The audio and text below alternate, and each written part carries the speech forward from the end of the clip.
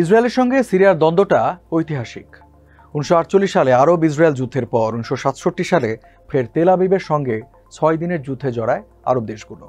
আর সেই যুদ্ধে সিরিয়া হারায় তার গোলান মালভূমি। এই মালভূমি এখনও দখলে রেখে বসতি স্থাপন করে যাচ্ছে ইসরায়েল। তবে গোলানের দাবি কখনোই ছাড়েনি সিরিয়া। এ নিয়ে তাই দুদেশের মধ্যে দ্বন্দ্বটাই জিয়ে আছে আজও। আর এর মধ্যেই খবর, ইসরায়েলের সঙ্গে সম্পর্ক স্বাভাবিক করতে চায় সিরিয়া। কিন্তু এও কি সম্ভব? এ নিয়ে আজকের প্রতিবেদন, সঙ্গে আছে আমি রঞ্জু ইফতেখার। এক যুগেরও বেশি সময় গৃহযুদ্ধ প্রত্যক্ষ করেছে সিরিয়ার জনগণ। তবে সরকার বিরোধী বিদ্রোহী গোষ্ঠীগুলোর ঝটিকা অভিযানে 2024 সালের ডিসেম্বরে তৎকালীন প্রেসিডেন্ট বাশার আল আসাদ সিরিয়া ছেড়ে পালিয়ে যান। দেশটির ক্ষমতায় বসেন আহমেদ আল শারাহ। আর এর পরপরই তিনি আঞ্চলিক সম্পর্ক পুনঃস্থাপনে মনোযোগ দেন। এর মধ্যে ইসরায়েলের সঙ্গে সম্পর্ক ঠিক করার বিষয়টিও রয়েছে। সম্প্রতি এই দুদেশ নিজেদের সম্পর্ক স্বাভাবিক করতে আলোচনা করছে বলে জানিয়েছে আল জাজিরা। প্রতিবেদনে বলা হচ্ছে, সম্পর্ক ঠিক করতে অনেক দূর এগিয়েও গিয়েছে দেশ দুটি। তাদের মধ্যে যোগাযোগ স্থাপনে সেতু হিসেবে কাজ করেছে সংযুক্ত আরব আমিরাত। ইসরায়েলি গণমাধ্যমের মতে সম্পর্ক স্বাভাবিকীকরণ চুক্তির বিষয়ে সরাসরি আলোচনা করেছে সিরিয়া ও ইসরায়েল। এই চুক্তি হলে তা হবে প্রেসিডেন্ট ডোনাল্ড ট্রাম্পের প্রথম মেয়াদে অর্থাৎ 2020 সালের সেপ্টেম্বরে করা আব্রাহাম চুক্তির সম্প্রসারণ। আব্রাহাম চুক্তি হয়েছিল আরব দেশগুলোর সঙ্গে ইসরায়েলের সম্পর্ক স্বাভাবিক করতে। এখন দ্বিতীয় মেয়াদে ক্ষমতায় আসার পর ট্রাম্প আবারও তার সেই চুক্তির সম্প্রসারণ করতে চাইছেন। ইসরায়েলের সঙ্গে সম্পর্ক স্বাভাবিক করতে কিছুটা চাপও দিচ্ছেন আরব দেশগুলোকে। দায়িত্ব নেবার কিছুদিন পরই মে মাসে মধ্যপ্রাচ্যে ছুটে যান ট্রাম্প। সফর করেন 3টি দেশ। এ সময় সৌদি আরবে তার সঙ্গে দেখা করেন সিরিয়ার নতুন প্রেসিডেন্ট আহমেদ আল শারাহ। আর সেই বৈঠকেই ইসরায়েলের সঙ্গে সম্পর্ক স্বাভাবিক করতে আল শারাহকে উৎসাহিত করেন মার্কিন প্রেসিডেন্ট। সিরিয়ার লেখক ও বিশ্লেষক রবিন ইয়াসিন কাসাবের মতে, সম্ভবত ভবিষ্যতে এই দুদেশকে স্বাভাবিক সম্পর্কে দেখা যেতে পারে। তবে এই মুহূর্তে এটি প্রায় অসম্ভব। আর এই সম্পর্ক স্বাভাবিক না হওয়ার পেছনে বড় বাধা গোলান মালভূমি। তবে এর ভাগ কিছুতেই ছাড়তে চায় না তেল আবিব। ইসরায়েলি প্রতিরক্ষামন্ত্রী গিদিয়ন স্যারের ভাষ্য, সিরিয়ার সঙ্গে যে কোনো চুক্তিতে তার দেশ গোলান মালভূমি দখলের উপর জোর দেবে। তাছাড়া তার দাবি, ইসরায়েলি সেনাবাহিনী গোলানের আরও ভেতরে প্রবেশ করেছে, বাড়িঘর দখল করছে এবং এলাকা থেকে সিরীয় লোকজনকে বিতাড়িত করছে।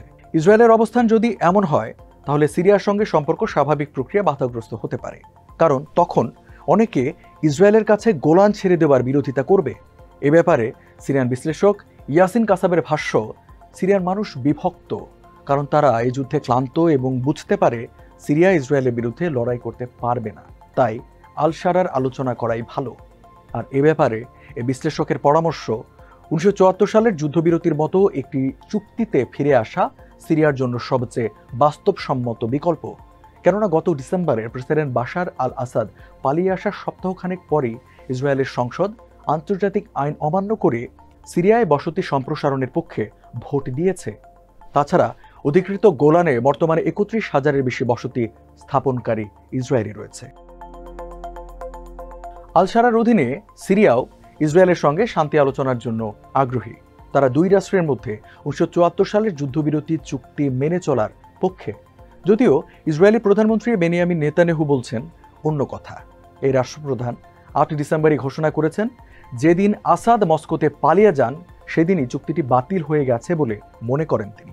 ফলে সিরিয়ায় আক্রমণ চালানোর পক্ষে তারা। ইসরায়েলের দখল রুখতেই হয়তো নেতানিয়াহু সরকারের সঙ্গে সম্পর্ক স্বাভাবিকীকরণ চুক্তিতে যেতে চায় সিরিয়া। তবে সেই চুক্তিতে যাওয়ার আগে তারা যখন ইসরায়েলকে গোলান ও নতুন দখলকৃত এলাকা থেকে সরে যেতে বলবে, তখন নিশ্চয়ই তা মেনে নিয়ে চুক্তিতে আগ্রহী হবে না নেতানিয়াহু সরকার। যদিও আল জাজিরার প্রতিবেদন বলছে, গোলান মালভূমি নিয়ে এখনও আলোচনা হয়নি দুদেশের মধ্যে। সাম্প্রতিক সময়ে ইসরায়েলি কর্মকর্তারা বলেছেন, তারা সিরিয়ার সঙ্গে একটি চুক্তির জন্য আগ্রহী। এ ব্যাপারে আলোচনায় সহায়তা করতে মার্কিন বিশেষ দূত টম ব্যারাককে অনুরোধ করেছেন নেতানিয়াহু। পুরো বিষয়টি তদারকি করছে ইসরায়েলের জাতীয় নিরাপত্তা পরিষদের প্রধান জাচি হানেগবি। টাইমস অফ ইসরায়েল জানাচ্ছে, আলোচনায় মার্কিন উপস্থিতি অন্তর্ভুক্ত রয়েছে এবং আলোচনার অগ্রগতি হয়েছে। আর লেবাননের দৈনিক আল আখবার জানিয়েছে, আল শারার ঘনিষ্ঠ ব্যক্তিরা সিরিয়ার সঙ্গে সম্পর্ক সম্পূর্ণ স্বাভাবিকীকরণ না করেই ইসরায়েলি আগ্রাসন বন্ধ করার কথা বলছেন। আলোচনার টেবিলে সিরিয়ার প্রধানের চাওয়া হবে তাদের ভূখণ্ডে ইসরায়েলি আক্রমণ যেন বন্ধ হয়। তবে আল শারার সরকার দখল করা অংশগুলি ফেরত দাবি করবে কিনা তা স্পষ্ট নয়। যদিও সিরিয়া চাইবে যেন ইসরায়েল গোলান মালভূমি এবং দখল করা অন্য অংশগুলো থেকে সরে যায়। আর ইসরায়েল সিরিয়ার নতুন সরকারকে দামেস্কের দক্ষিণে সৈন্য মোতায়েন না করার হুমকি দিয়েছে। এছাড়া সিরিয়ায় সাম্প্রদায়িকতা উস্কে দেওয়ার চেষ্টা চালাচ্ছে। সিরিয়ার সংখ্যালঘু ড্রুজ সম্প্রদায়ের সঙ্গে সম্পর্কিত গোষ্ঠীগুলোর মধ্যে নতুন সরকারের প্রতি অবিশ্বাস তৈরি করে আন্দোলনে নামার চেষ্টা করছে ইসরায়েল। এসব সমস্যার সমাধানই ইসরায়েলের কাছে চাইতে পারে সিরিয়া। সিরিয়ার সঙ্গে আলোচনায় নেতানিয়াহু একটি নিরাপত্তা চুক্তি চান, যা 1974 সালের যুদ্ধবিরতি চুক্তির আপডেট ভার্সন। এর বাইরেও ইসরায়েলের আরও কিছু শর্তের মধ্যে রয়েছে, সিরিয়ায় কোনো তুর্কি সামরিক ঘাঁটি থাকতে পারবে না, হিজবুলার মতো ইরান সমর্থিত গোষ্ঠীর উপস্থিতি না থাকা এবং দক্ষিণ সিরিয়ায় সামরিকীকরণ।